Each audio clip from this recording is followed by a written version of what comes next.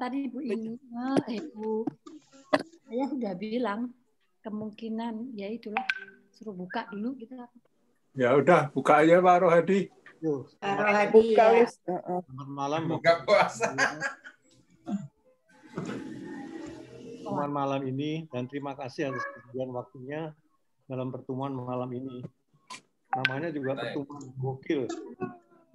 Gokil. Agak aneh namanya. Sebetulnya adalah Kitab Suci Lingkungan. Yang hanya diadakan hanya satu kali ini, kemudian nanti dilanjutkan oleh KKS untuk keluarga nanti pada di Advent. Tapi kita juga pada hari ini kita mendengar kabar yang tidak kurang berkenan, itu kurang sangat sedih karena ada warga kita itu Bu Yani harus yang sakit ya, harus masuk ke rumah sakit. Mudah-mudahan kita berdoa bersama untuk beliau kesembuhan beliau. Dan untuk menyingkat waktu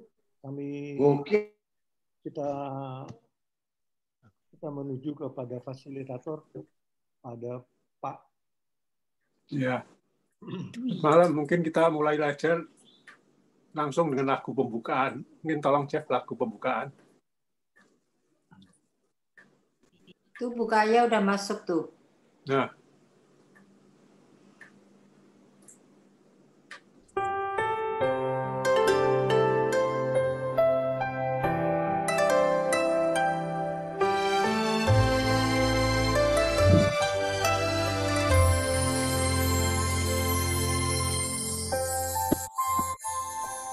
Ku berdoa dan berjaga-jaga hadapi tanda akhir zaman, agar ku kuat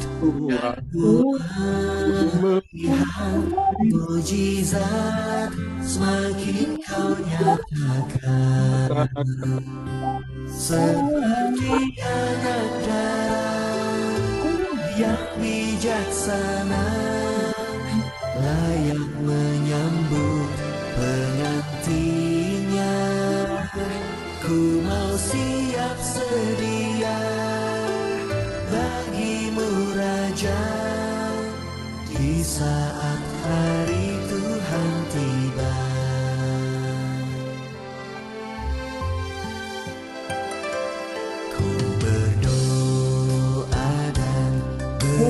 Jaga-jaga hadapi tanda akhir zaman, agar ku kuat dan ku melihat mujizat semakin kau nyatakan.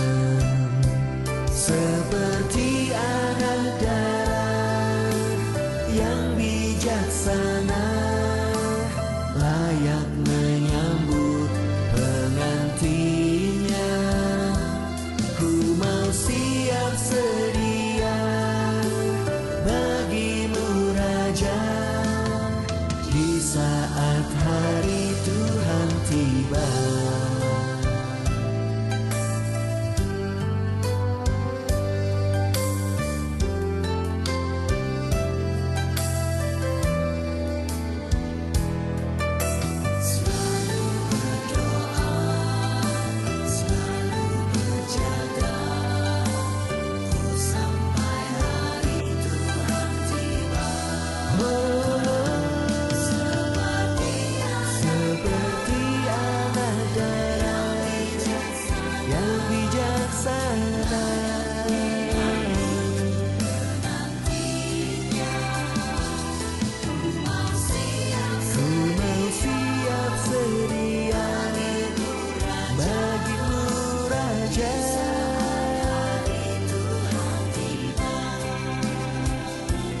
Seperti anak darah yang bijaksana, layak menyambut pengantinnya.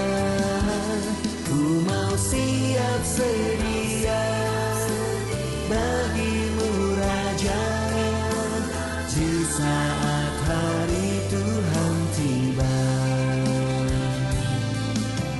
Berdoa dan berjaga-jaga.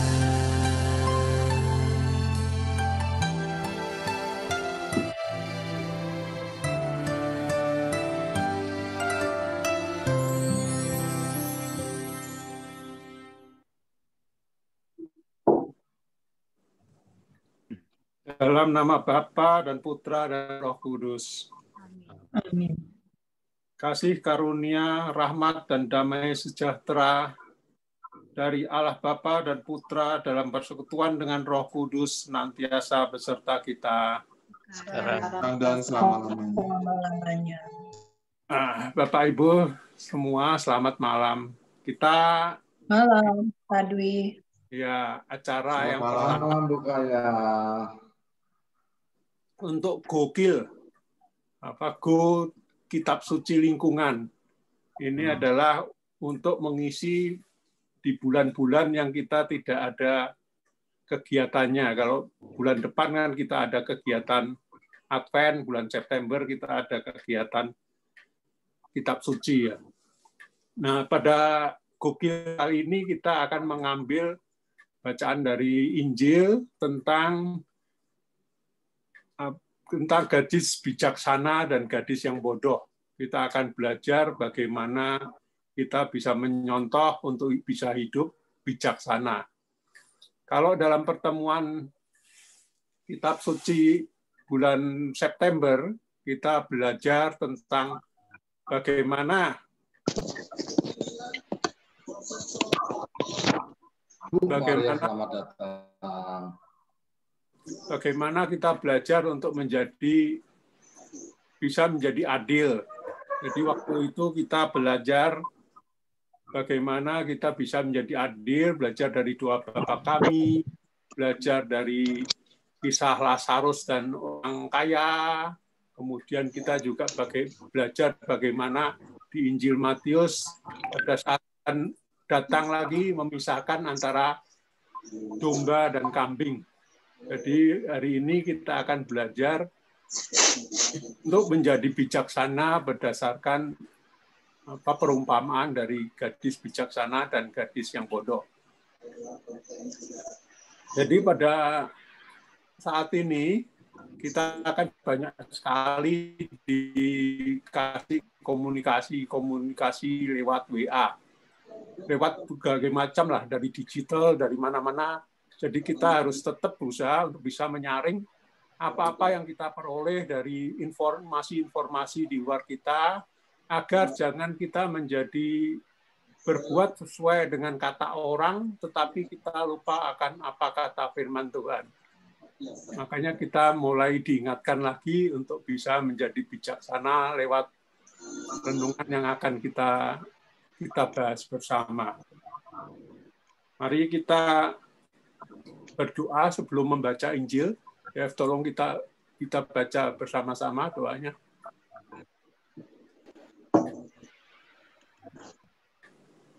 Allah Bapa yang Maha Kudus, kami bersyukur kepadamu karena Roh Kudus yang telah Kau curahkan ke dalam diri kami. Dialah Roh kebenaran yang Kau utus untuk memimpin kami pada seluruh kebenaran. Hadirannya dalam kami telah membuat kami menjadi bait kehadiranmu sendiri. Dan berkati Allah kami telah Kau lahirkan kembali menjadi anak-anak-Mu. Ya Bapa, kami anak-anak-Mu berkumpul bersama untuk mendengarkan kehendak-Mu yang telah Kau nyatakan dalam kitab suci. Dahulu Engkau mengutus Roh Kudus untuk membimbing para penulis kitab suci untuk menyatakan kehendak-Mu dalam tulisan mereka. Karena itu kami kini mohon kepadamu, utuslah Roh Kudus-Mu untuk membimbing kami agar kami dapat memahami kehendak-Mu yang tertulis dalam kitab suci dengan peran Kristus Tuhan kami. Kita saksikan bersama video tentang gadis bijaksana dan gadis bodoh yang diambil dari Matius bab 25 ayat 1 sampai dengan 13.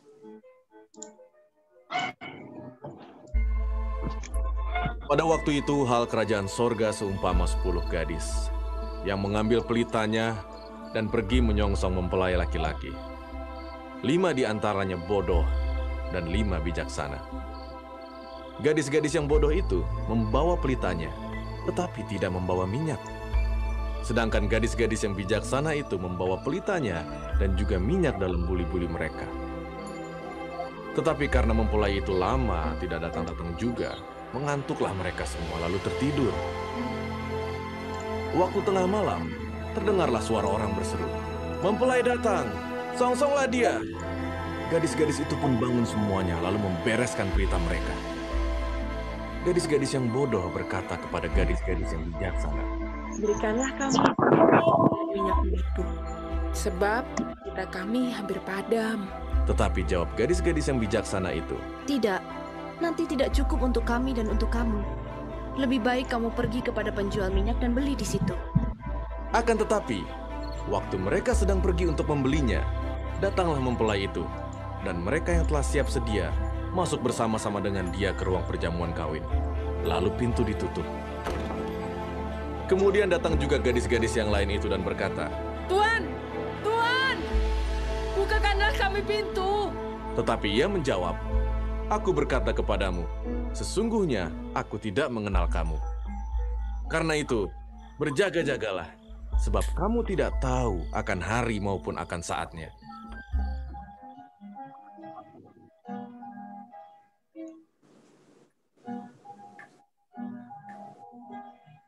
Ya, itu tadi video tentang gadis bijaksana dan gadis yang bodoh. Jadi dalam Injil Matius ini bab 25 ayat 1 sampai 13 yang bercerita tentang gadis bijaksana dan gadis yang bodoh. Sebetulnya dalam Injil Matius sejak bab ke-24 itu sudah bercerita tentang akhir zaman. Jadi di situ Yesus mulai bercerita tentang bagaimana akhir zaman akan terjadi, bagaimana akan ada nabi-nabi palsu, kemudian ada lagi penyiksaan-penyiksaan. Jadi pada bab 24 Yesus bercerita tentang akhir zaman yang kemudian dilanjutin dengan bagaimana caranya berjaga-jaga untuk menghadapi akhir zaman. Jadi pada Matius itu diberikan 3 perumpamaan. Perumpamaan yang pertama adalah tentang hamba yang setia dan hamba yang malas. Terus yang kedua di Matius 25 ini adalah perumpamaan tentang gadis bijaksana dan gadis yang bodoh. Kemudian di perumpamaan yang berikutnya seperti yang bacaan kitab suci pada hari Minggu kemarin ya tentang talenta. 2 minggu yang lalu. Yang diberi 10 talenta. Ya, 2 minggu dan yang 5 lalu. talenta. 2 minggu yang lalu ya. Iya, 2-3 minggu yang lalu. Iya. Ya. Sebetulnya ini bacaan-bacaan kitab suci ini dibacakan pada hari-hari minggu-minggu terakhir ini. Jadi kali ini kita akan belajar bagaimana kita bisa belajar dari bacaan kali ini tentang gadis yang bijaksana itu. Apa yang bisa kita contoh dari sikap gadis yang bijaksana itu dalam kehidupan kita sehari-hari. Jadi kalau kita mau telusuri sebentar bahwa Injil Matius ini kan ditujukan untuk orang-orang Yahudi. Dan pada saat itu kalau ada kawinan seperti ini, selalu mereka memilih dari keluarga pihak mempelai perempuan, teman-teman atau saudara-saudaranya, untuk menyambut mempelai laki-laki. Kalau di tempat kita, jam-jamnya itu sudah dipastikan ya, ketemuan jam berapa, mau di gereja jam berapa, ini jam berapa gitu. Tapi kalau dalam budaya Yahudi waktu itu sebelum pertemuan dengan mempelai perempuan itu pihak keluarga laki-laki dan pihak keluarga perempuan itu melakukan diskusi soal apa mahar apa sih mahar Bu ya apa sih kalau pemberian ya, mahar. Mas kawin. Nah, itu diskusinya bisa panjang, bisa pendek, tergantung negosiasi antara dua keluarga itu. Makanya dalam cerita ini kan pengantin prianya itu datangnya nggak tentu, nggak jelas. Kalau diskusinya lama, bertele-tele seperti yang dalam kisah ini ya bisa sampai malam. Dan obor yang digunakan saat itu adalah obor yang besar ya, yang dibawa oleh gadis-gadis itu. Jadi perlu setiap 15 sampai 30 menit itu diisi sama minyak. Nah, kemudian karena gadis-gadis ini yang 5 itu adalah teliti, dia mencoba untuk mempersiapkan segala sesuatunya. Gadis yang bijaksana ini, sedangkan gadis yang bodoh itu tidak mempersiapkan segala sesuatunya. Jadi dari cerita ini ada bagaimana kita bisa bertindak bijaksana itu adalah dua pokok pikiran yang bisa kita pelajari. Yang pertama adalah kita harus punya sikap hidup yang selalu siap sedia. Yang kedua, kita harus lebih mengandalkan akal budi kita daripada perasaan kita. Misalnya yang kedua itu kita ambil contohnya kan dari ini, waktu gadis-gadis yang bodoh itu minta minyak pada gadis-gadis yang satunya lagi, itu kan gadis-gadis yang satu lagi menolak itu. Soalnya kalau minyak ini kita berikan, nanti takutnya dua-duanya tidak cukup. Jadi salah satu unsur kebijaksanaan yang diajarkan di sini adalah bagaimana kita lebih bisa memprioritaskan memakai akal budi daripada perasaan. Karena sebenarnya ke-10 gadis ini kan pasti dekat ini hubungannya. Karena dia dari pihak pengantin perempuan, biasanya yang disuruh menyambut tamu atau menyambut ini kan pasti orang-orang dekat. Jadi kadang-kadang kita itu susah untuk bijaksana terhadap permintaan orang-orang yang dekat dengan kita. Contohnya ya waktu sekolah dulu lah, kalau kita misalnya teman dekat ngomong, tolong ini ulangannya nggak iso, ini nomor 1 apa ya. Kasih contekan. Ya, kita kasih lah ya, kan nggak enak ya. Tapi di sini diajak belajar untuk bisa bicara tidak. Jadi jangan memakai perasaan, tapi memakai akal budi kita. Logika berpikir kita. Jadi ini juga pernah dicontohkan pada saat Nabi Yusuf ya.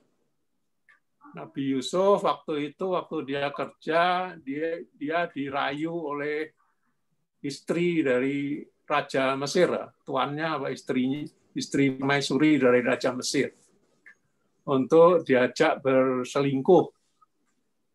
Nah, kemudian waktu itu juga Yusuf bisa berhasil menolak meskipun akibatnya dia harus difitnah dan dia akhirnya dia menderita. Tapi yang diajarkan di sini salah satunya yaitu kita harus berani menjawab tidak untuk hal-hal yang menurut logika dan menurut firman Tuhan tidak sesuai. Meskipun itu dengan keluarga atau teman-teman dekat kita. Yang kedua, yang kita bisa pelajarin ini adalah kita harus selalu bisa bersikap siap sedia. Sikap siap sedia ini kalau kita ingin apa ya, ingin telusuri lebih jauh, mungkin kita bisa kasih contoh cerita ya.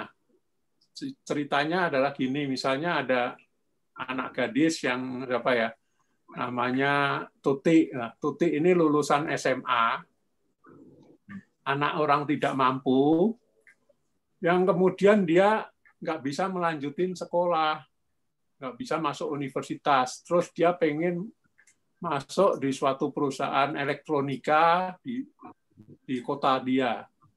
Dan puji Tuhan dia akhirnya bisa diterima masuk di perusahaan elektronika itu. Nah, Tuti ini karena dia merasa nggak bisa sekolah, nggak bisa masuk universitas, tapi bisa keterima kerjaan, akhirnya dia itu dengan penuh syukur, dia menekunin kerjanya dengan sukacita.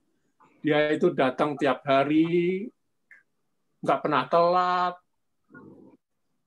pulangnya juga selalu terlambat, selalu terakhir.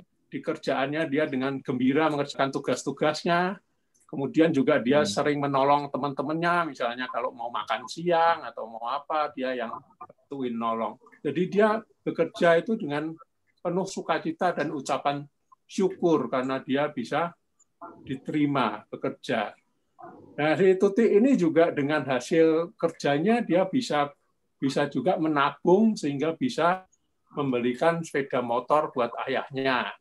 Kemudian dia juga bisa membantu adiknya untuk sekolah. Nah, pada suatu sore waktu Tuti ini pulang dari kerja, dia itu menemukan dokumen yang kececer di halaman kantor. Nah, dokumen ini dia buka-buka, ternyata dokumen ini ternyata berbahasa Korea. Dianya nggak ngerti dokumen itu apa. Tapi dia tetap bawa pulang itu dokumen, disimpan, dan besoknya waktu dia kerja lagi, dokumen ini dibawa. Dan anehnya, waktu dia datang kerja pagi-paginya, itu semua orang kok sudah pada datang, sudah dikumpulin oleh manajer perusahaan itu. Ternyata manajer itu mencari dokumen yang hilang. Nah, waktu si Tuti datang itu dia jadi ingat, oh mungkin ini dokumen yang dicari-cari. Nah, dia serahkan ke dokumen itu ke manajernya. Wah, manajernya gembira sekali karena ini dokumen adalah dokumen kontrak penting yang nilainya sangat besar. Makanya kalau dokumen ini sampai hilang, perusahaan itu akan kehilangan omset yang luar biasa besar. Nah, setelah itu waktu jam istirahat, si Tuti ini dipanggil oleh manajernya untuk diajak makan siang bersama. Nah, waktu itu ada direksinya segala. Nah, si direksi ini saking gembiranya itu menawarkan si Tuti ini untuk diberi hadiah. Bisa dia minta apa, boleh diberi mobil atau diberi apa, jalan-jalan ke luar negeri atau gimana.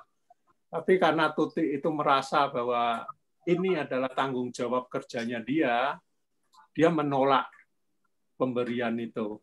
Semuanya ditolak.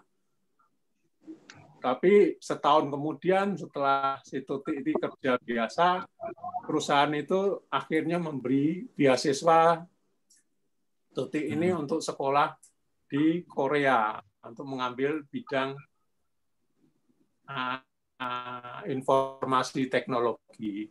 Nah, itu mungkin cerita sekilas bahwa bagaimana kita selalu siap sedia, bersikap siap sedia dalam kehidupan kita sehari-hari. Jadi kita harus mensyukurin, harus bisa bekerja dengan apa adanya, soalnya biasanya kalau kita karyawan ini kadang-kadang kita juga kerjanya apa ya, wah aku digaji cuma segini kok disuruh kerja macam-macam gitu kan. Kadang-kadang sih ada yang punya pikiran gitu, ini bukan kerjaanku, ini ya banyak hitung-hitungan lah ya. Jadi inilah dua sikap bijaksana yang mungkin bisa kita ambil dari contoh bacaan Injil tentang gadis bijaksana dan gadis bodoh. Mungkin Jeff bisa di-display, Jeff, itunya apa?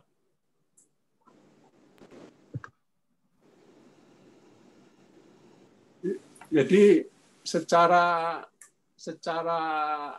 garis pokok yang bisa kita ambil dua buah itu adalah bijaksana, yaitu memiliki sifat hati dan mentalitas selalu siap sedia. Sikap siap sedia ini seperti yang diceritakan tadi pada diri Tutik itu adalah disiplin diri, kejujuran, kerelaan membantu orang lain, mau melakukan apa saja yang memang harus dilakukan untuk peningkatan kualitas dirinya. Kemudian ciri kedua adalah hidup selaras dengan akal, bukan dengan perasaan. Jadi ini ditegaskan kita harus berani berkata tidak bila itu tidak selaras dengan akal, tidak selaras dengan firman Tuhan. Dan biasanya ini susah juga kalau kita mengatakan tidak dengan orang-orang yang dekat dengan kita. Nah, itu yang kita harus tetap berani untuk berkata tidak. Itu aja mungkin dari ulasan bacaan yang bisa kita pelajari hari ini. Kemudian mungkin yang untuk refleksinya adalah apakah aku sudah mempunyai sikap dan mentalitas siap sedia, disiplin, jujur, mengerjakan semua tugas dengan penuh tanggung jawab, dilandasi rasa syukur. Ataukah aku masih sering mengeluh, menuntut, dan mencari kenikmatan sendiri? Apakah aku masih sering baperan, gampang tersinggung, dan putus asa? Atau apakah aku masih sering takut berkata tidak, walaupun kadang harus melakukan sesuatu yang bertentangan dengan hati nuraniku? Apa yang akan saya lakukan agar aku lebih bijaksana? Nah, mungkin ada yang mau apa ya? Mungkin mau cerita pengalaman dulu tentang ini, bisa untuk menjadi hidup yang bijaksana sesuai dengan cerita gadis bijaksana dan gadis bodoh ini. Mungkin ada yang mau cerita bagaimana kalau ada permintaan, mungkin bosnya yang minta, gimana kita nolaknya kalau permintaannya itu nggak baik, atau gimana kalau mungkin anak kita lah, cucu kita minta sesuatu yang sebenarnya nggak baik, gimana cara nolaknya, atau pengalaman kerja, apakah kita ini kerja itu dengan penuh syukur, atau kita ini kerja sambil ogah-ogahan. Saya ingin sharing sedikit dalam pandemi ini. Kan kita sebagai pekerja kadang-kadang kan kita terjadwal untuk work from home. Nah, untuk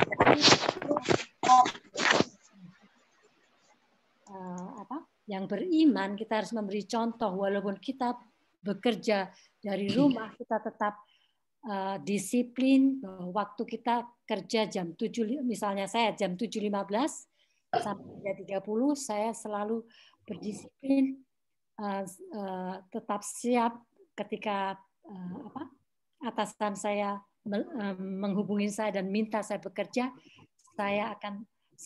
saya siap bekerja dalam waktu kerja saya. Begitu.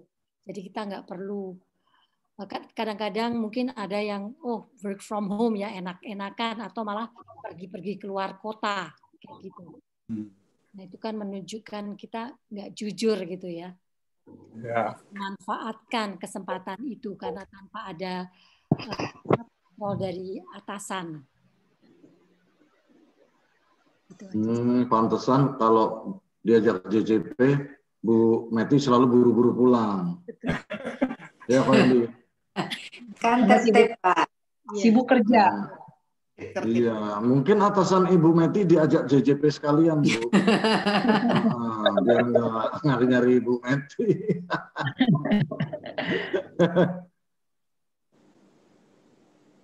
Kalau saya tadi awalnya kan kita sikap waspada itu, Pak.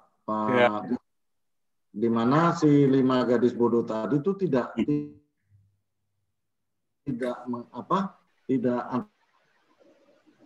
bukannya enggak solutif ya kata Bu Tejo.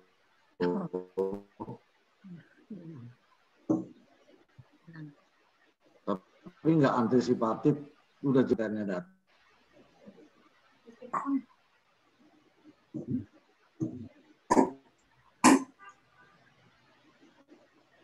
Pak Inti.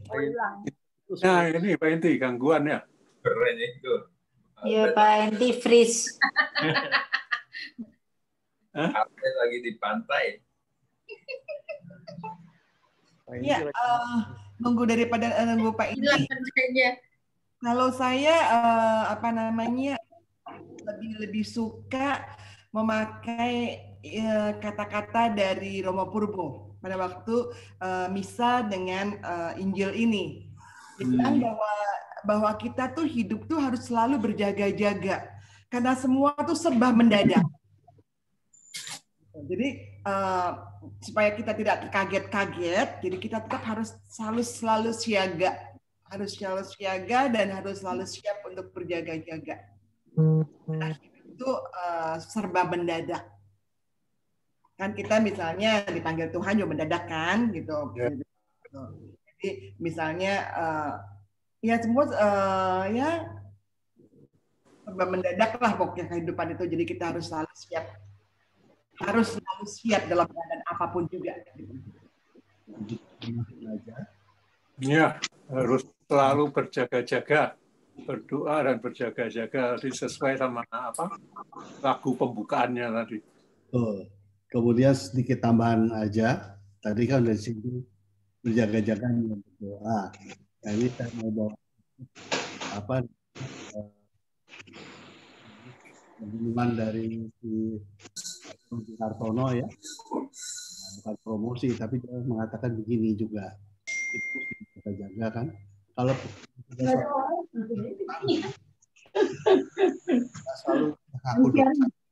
nggak selalu kita udah siap, ini kita harus berjaga-jaga mulai sekarang. Salah satu caranya bagaimana? Berdoa apa? Sarankan kita untuk berdoa apa itu? Kerahiman ilahi, ya. Jadi dia bilang, marilah kita minta kerahiman ilahi dari Tuhan. Karena ya kita kan nggak tahu ya, apakah kita betul siap pada saat nanti dipanggil ya. Siapa tahu kita dalam keadaan berdosa, marah, atau bagaimana ya. Ya mudah-mudahan itu akan memberikan suatu persiapan bagi kita. Ya, kita harus selalu siap-siap. Seperti selalu ditekankan oleh Yesus bahwa kalau kita hanya beriman tanpa perbuatan itu seperti membangun rumah di atas pasir. Mudah sekali rubuh. Makanya kita harus selalu beriman dan berbuat. Kita harus do it, tapi juga perlu duit ya. Duit dan do it. Ya, dua-duanya harus dapat. Jangan duit aja tapi nggak do it. Ya, kita harus seimbangkan antara duit dan do it. Apa yang menjadi firman-Nya harus dikerjakan sambil kita juga mengembangkan talenta kita sehingga dapat duit juga selain hal-hal yang lain. Pak Inti lanjut, tadi terpotong Pak Inti. Silakan Pak Inti. Oh iya, tadi itu koneksinya kacau betul. Ya, sikap waspada seperti yang kita sedang hadapi saat ini, menghadapi pandemik. Ya, waspada itu dalam artian berjaga-jaga terhadap bagaimana kita memaintain kita punya fisik dengan berolahraga, minum vitamin dan lain-lain. Berjaga-jaga begitu maksudnya supaya tidak gampang kena wabah, kena penyakit, terinfeksi virus ini. Dalam artian begitu Pak, seperti berjaga-jaga. Iya. Saya itu. Saya merefer ke situ tadi. Jadi setiap hari memang kita harus selalu berjaga-jaga.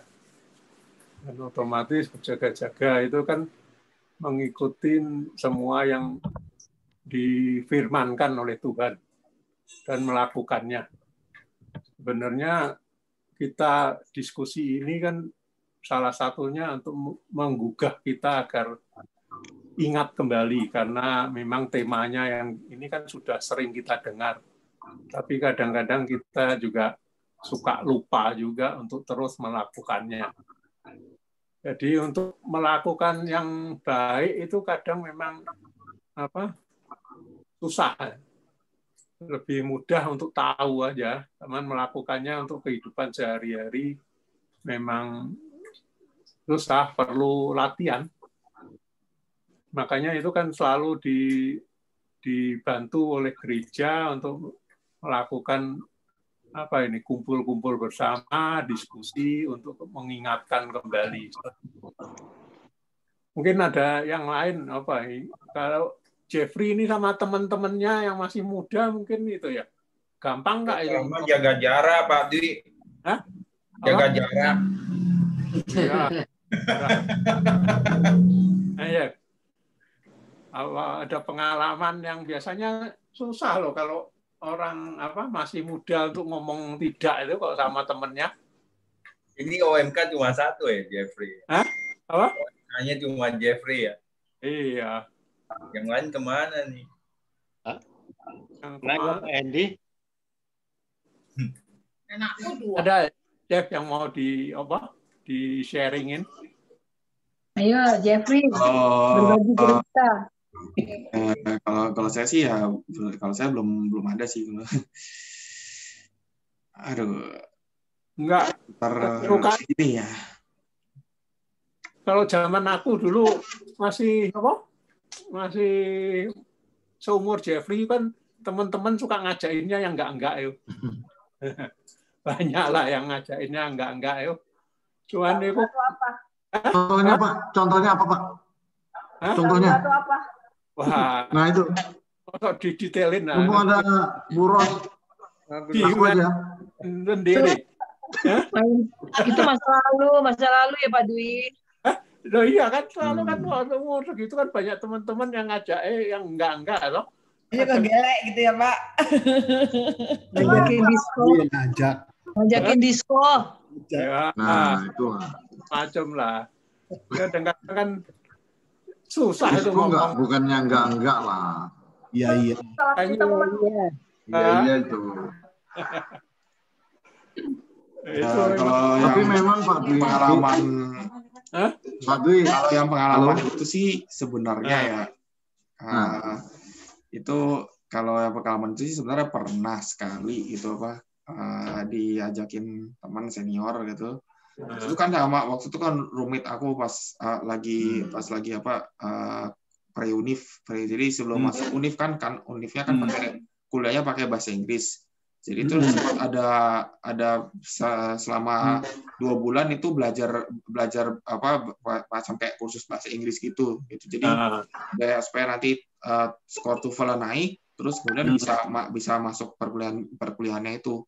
Nah itu pas itu pernah sempat diajak mau clubbing gitu kan. Padahal malamnya itu udah besoknya tuh hari terakhir mau ujian, mau masih harus tes TOEFL kan. Nah itu pada saat itu ya aku bilang aja aku masih ngantuk gitu. Jadi ya yakin nggak mau ikut, ya enggak sih gitu. Terus ya udah akhirnya ya dia pergi udah kalau nggak salah sampai katanya dengar dari temannya katanya dia sampai bangunnya telat gitu. Bangunnya telat gara-gara ada kuliah, ada jadwal, terus dia sampai bangunnya telat gara-gara kemarin gitu. Jadi untung aja kalau misal kemarin juga ya kacau lah. Mau tes besoknya tes TOEFL, terus kemudian ya kacau lah pokoknya nanti buat kuliah kan susah gitu kan. Kalau nggak salah kalau ke pre-univ kemarin itu kalau sampai jelek gitu nanti kampus ada kebijakan lain gitu. Mungkin saya bisa dipindah ke yang reguler gitu pada saat itu kalau misalnya pada univnya nggak lulus gitu. Iya ya, mesti dari muda kita harus belajar untuk bicara, menolak ya ajakan-ajakan yang menurut kita nggak bagus. Kadang-kadang memang kita cara nolaknya gimana? Hah? Nah itu makanya ini kan cara nolaknya gimana, Jeff? Jadi waktu itu ya nolaknya ya masih kemarin tuh nggak bisa masih pengen tidur, masih ngantuk gitu kan. Ya karena bilang kayak gitu dia nggak maksa juga karena dia juga diburu sama temannya gitu. Jadi ya udah ya dia pergi sendiri gitu. Padahal dari awal udah diajakin tuh suka ngumpul malam gitu bareng, terus itu dibilangin nanti bakal lihat apa aja di situ gitu kan. Seru katanya malam-malam, cuma kan banyak apa sekarang sih belakangan kan dengar cerita banyak yang katanya bisa mabuk, bisa apa gitu kan. Itu kan kayak aduh untung aja gitu kan. Gitu kan. Jadi makanya ya gitulah. Memang susah kadang-kadang kalau kita, terutama kalau yang kerja ini kalau disuruh bosnya nyogok gitu kan sering itu. Ini udahlah duit aja gitu. Nah, kadang-kadang kan kalau kita ngurus izin segala itu kan selalu disuruh ya udahlah dikasih duit itu kan.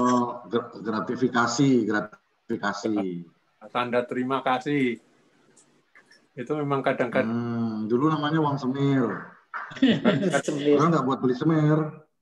Susah juga. Harus apa ya? Dulu kalau kata bapakku ya, asal jangan kita yang mengambil inisiatif. Jadi kalau mereka minta, ya kita nggak bisa apa-apa kan, karena kalau kita tolak bisa buyar, bisa gagal gitu loh. Jadi jangan kita yang inisiatif untuk memberi, tapi kalau mereka yang minta, ya masih situlah katanya. Masih bisa dimaklumin. Tapi jangan kita yang mulai untuk minta yang istimewa dengan sogokan gitu. Ada bedanya kan? Kita yang inisiatif sama yang bukan.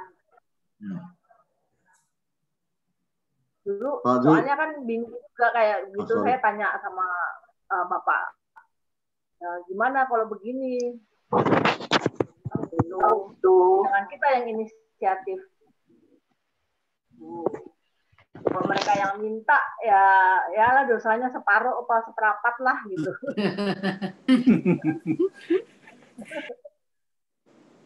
Ya kalau biasanya ya Bu.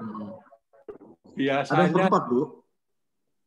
Di tempat kita selalu kita panggilin konsultan lah ya pihak ketiga untuk ngurus itu. Tapi sebenarnya kan kalau kita mau belajar moralnya seperti begitu itu memang agak susah ya. Kita seperti ya jadi kayak Pilatus saja gitu. Cuci tangan doang. Diserahin ke pihak ketiga. Memang susah ya dalam praktek kehidupan, makanya kita harus selalu belajar. Dan bagaimana mengelak dengan alasan yang tepat, seperti contoh Jeffrey tadi ya, beneran ngantuk gitu, bisa alasan-alasan yang tepat itu supaya tidak relasinya tidak rusak, tapi juga kita tetap jaga. Kita juga bisa sih kayak mau ngurus paspor tuh, kita sebenarnya bisa urus sendiri kan gitu. Ya. Jadi nggak lewat orang dalam, nggak lewat calo. Ini biasanya kan males. Tapi aku udah nyoba kok, aku paspor urus sendiri semua sekarang. Kalau sekarang gampang, sekarang udah. Kalau dulu aku urus SIM sendiri, kita ujian SIM ya dulu tahun 90 atau 80-an itu. Paspor juga susah banget. Itu ujian teori nggak lulus. Sama Pak Dik. Pasti Sama nggak Pak Ji, lulus. nggak lulus. Ujian lagi, nggak lulus lagi sampai Iya. 3 kali. Aku ujian loh SIM-nya, nggak nembak. Kita nggak bisa. Nggak lulus. Terus lihat, ya piye, akhirnya ada orang yang datang mau dibantu nggak? Ya udahlah. Ya udah bantu ya. Ya gitulah Pak. Ya, orang Iya susah. Pak. Salahnya memang sengaja dibuat susah lulus teori, apalagi yang Iya. Nggak lulus. komputer kan. Itu mesti komputer. Ya memang Pak, memang. kita nih Itu udah udah umur kita udah rahasia susah umum. kayak begitu gitu loh. Jadi memang Iya, kalau begitu dibantu itu langsung difoto, Pak. Iya, tinggal foto aja kan. Ya, dan di Ya. komputernya tetap keluar tuh tulisannya tidak lulus ujian teori, dia masukin. Dapat SIM juga ya? Sudah lulus ke ujian teori mendapat SIM kan? Iya, tidak lulus itu keluar, tidak lulus ujian teori, belum ujian ini, tapi ya tetap dapat SIM. Itulah kadang-kadang ya. Iya. Permainan. Susah, tapi sekarang enggak sih. Sekarang bagus sekali udah. Ngurus SIM, ngurus apa, gampang kali ya. Nah, tapi kita harus selalu tetap belajar loh. Untuk berbuat di jalan kita. Benar. Ada yang lain nggak yang mau apa? Sharing? Dwi, saya mau nambahin. Halo? Ya, Pak. Iya, Pak. Kedengeran. Pak Dwi. Ya. Iya, dari cerita Jeffrey tadi, saya lihat bedanya remaja dulu sama remaja sekarang. Bedanya ada yang mau sharing apa kira-kira?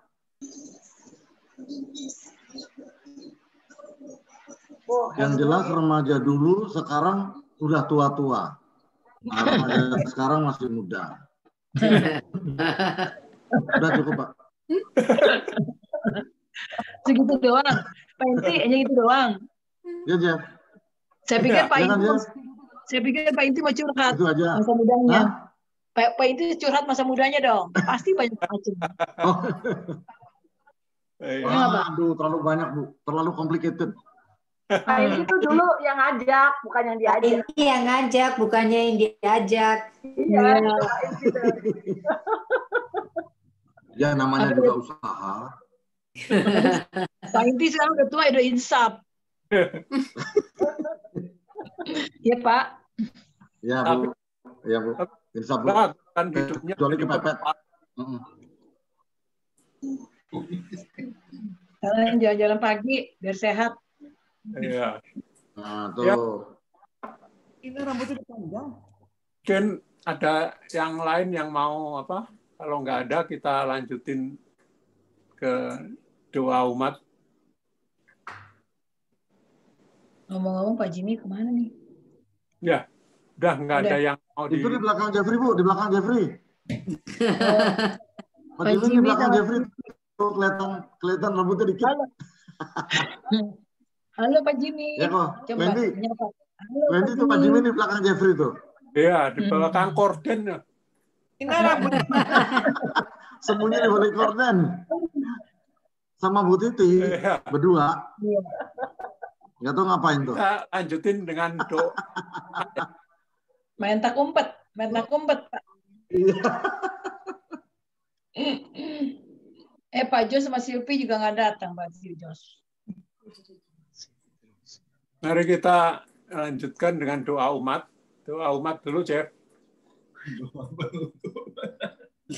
Doa umat ya, kita mulai doa umat spontan. Kita mulai, kemudian kita tutup dengan doa Bapa kami bersama-sama.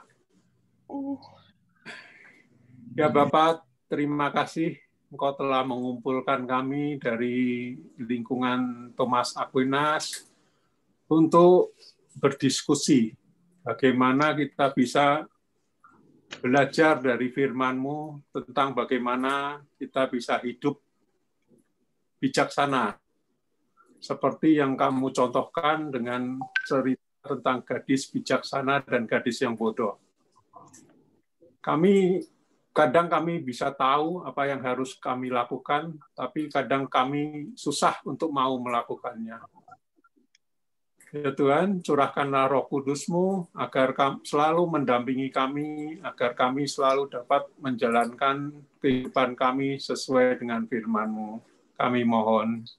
Kabulkanlah doa kami ya Tuhan.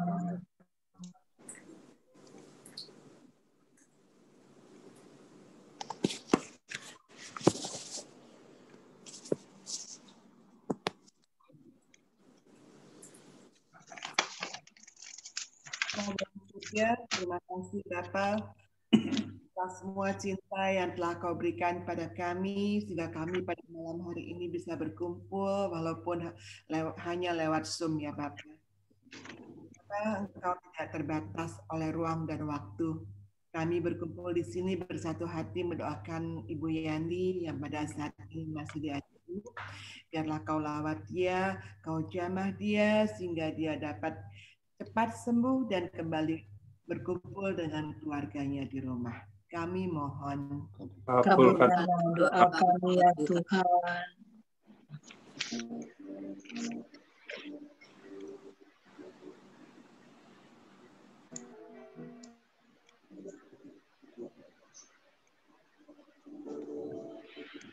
Ya Bapa, karena di dalam masa pandemi ini Kau tetap pelihara kami sehingga kami tetap sehat. Biarkanlah kami juga berdoa buat teman-teman kami, romo-romo kami yang pada saat ini masih sakit, terutama Romo Hariliong ya Tuhan, yang masih kurang baik keadaannya. Biarlah Kau juga jamah dia, Kau sembuhkanlah dia. Dan juga buat romo-romo yang masih ada di Carolus, kemarin saya mendapat videonya, ternyata 7 romo yang sedang dirawat di Carolus karena kena COVID. Biarkanlah Kau jamah dia, Kau jamah mereka sehingga swab terakhir mereka bisa menghasilkan negatif dan mereka bisa kembali ke biaranya masing-masing, ke keuskupannya masing-masing, ke parokinya masing-masing dan bisa melayani umat-Mu dengan baik. Kami mohon. Kabulkan doa kami ya Tuhan. Ya Bapa Allah yang Maha Kuasa, kami sangat prihatin dengan keadaan negeri kami akhir-akhir ini, di mana ada kelompok tertentu yang berniat kurang baik terhadap negeri kami tercinta. Sudilah kiranya Engkau menuntun aparat TNI, Polri, dan pemerintahan untuk mendapatkan jalan terbaik dalam menyelesaikan permasalahan ini. Kabulkanlah doa kami ya Tuhan.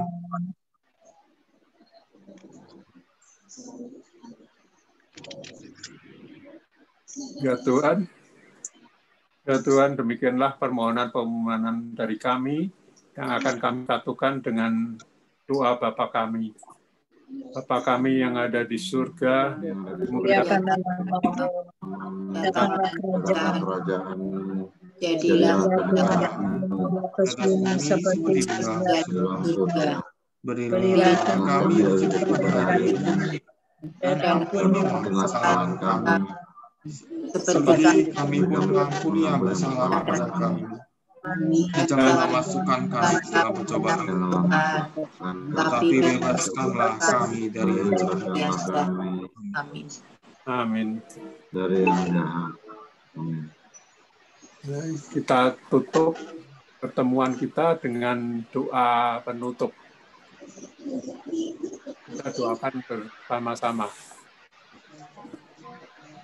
Allah Bapa, sumber kebijaksanaan, terima kasih Engkau memberikan firman-Mu pada malam ini dan sungguh-sungguh mengingatkan kami untuk selalu siap sedia kerajaan surga. Kami agar mampu Berkatilah kami agar mampu bersikap setia. Berkatilah kami agar Firman mampu kami membangun dan mengajarkan kami agar selalu dalam kehidupan sehari-hari. hidup selaras dengan Kami Dan mengajarkan kami agar selalu hidup selaras dengan sehingga kami menjadi pribadi yang hidup. pribadi yang Pribadi yang hidup untuk menyambut kerajaan surga, bukan untuk kesenangan diri. Yesus Tuhan kami yang hidup dan berkuasa, kini dan sepanjang masa. Amin. Amin. marilah kita mohon berkat Tuhan. Tuhan beserta kita. Semoga lama-lamanya kita, pelayanan kita, seluruh keluarga kita senantiasa dilindungi dan diberkati oleh Allah yang Maha Kuasa, Bapa dan Putra dan Roh Kudus. Amin. Marilah kita nyanyi untuk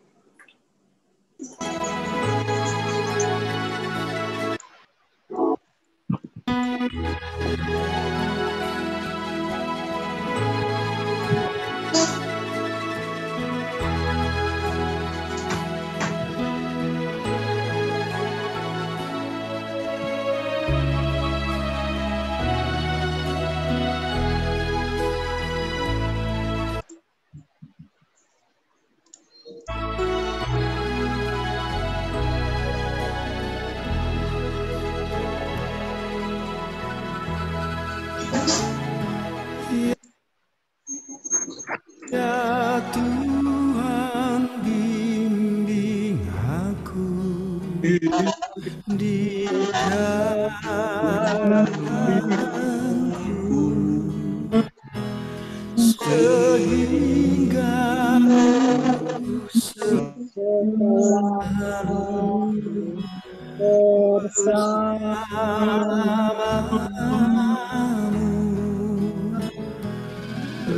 Engganlah ku melangkah setapakmu,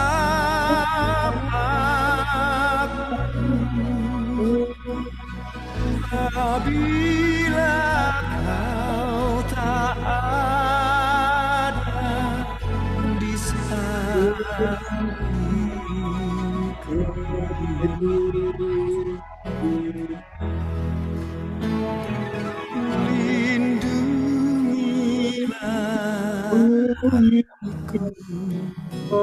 Di rahmat-Mu dan buatlah anginku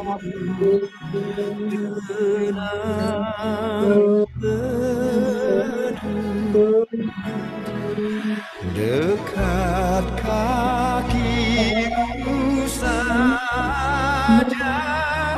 Ku mau rebah dan tidak ragu-ragu ku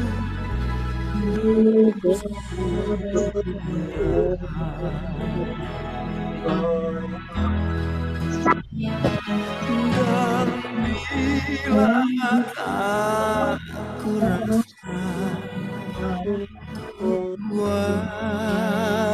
kuasa-Mu, Engkau senantiasa di sampingku. Ya Tuhan, bimbing aku di jalanku, sehingga aku selalu bersamamu, sehingga aku selalu bersamamu.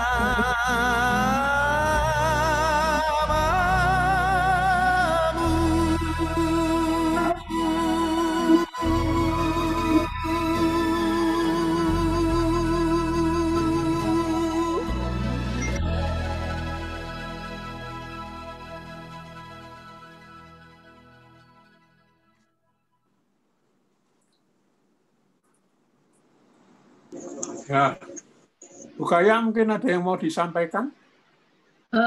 Pak Dwi, sebelumnya terima kasih teman-teman semua untuk bersamanya pertemuan gokil hari malam ini. Itu loh Pak Dwi, kemarin kan saya juga belum ngomong sama